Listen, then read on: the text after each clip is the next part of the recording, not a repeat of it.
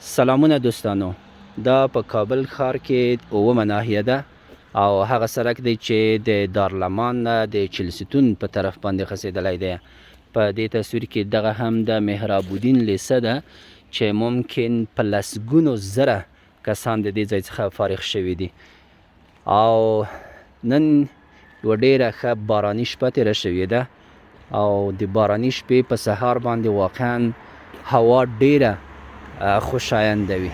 په همدې خاطر باندې تاسو د غرونو سرونو ته وګورئ چې واقعا یو ښکلی انځور یې جوړ کړی دی، یوه ښکلې منظره یې جوړه کړې ده او په دغسې چاپېریال کې ګرځېدل او قدم وهل یعنی واقعا چې ډېر انسان ته د خوښۍ وړ ګرځي.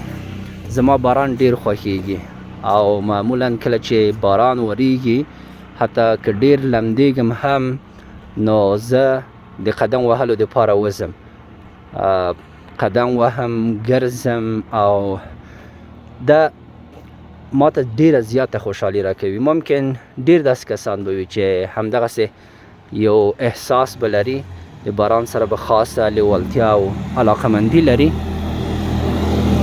نو وطن د الله جل جلاله آباد لري. الله دې وکړي چې زموږ ستاسو ځوان نسل په علمي برخه کې ډیر تمرکز وکړي. هر څومره که شرایط سختیږي، مایوسونکي کیږي، نو اړینه ده چې دوی په همدغه سختو شرایطو کې هم ډیر تمرکز وکړي او علمي لاسته راوړنې ولري.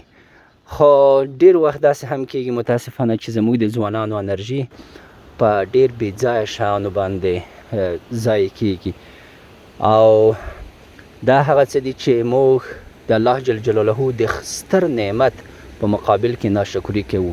یعنی دا چې موږ ته د ژوند فرصت راکړل شوی دی، امکانات یو څه راکړل شوي دي، سهولتونه راکړل شوي دي، د دې نعمتونو په مقابل کې موږ ناشکري کوو، وخت په بې ځایه شیانو باندې ضایع کوو. نو په دې هیله چې زموږ ځوان نسل په علمي برخه کې ډېرې لاسته راوړنې ولرلی شي او دا هغه څه دي چې نه یوازې د وطن د پرمختګ سبب کیږي بلکې د راتلونکو نسلونو په حق کې هم لوی خدمت دی چې دوی به یې وکوي او دا د دوی مسؤلیت دی چې په خپله باندې پرمختګ وکړي، سهولتونه جوړ کړي او دا امکانات او سهولتونه د راتلونکي نسل لپاره پرېږدي. کامیاب اوسئ. الله مو په هر ځای کې چې یې، که په داخل کې که په خارج کې، الله هم د ژوند ټول امکانات درته برابر کړي. الله دې تاسو ته هم د ژوند ټول امکانات درته برابر کړي، هم د تاسو ته الله خوشحالي او آرامش در په نصیب کړي. ښه وخت ولرئ.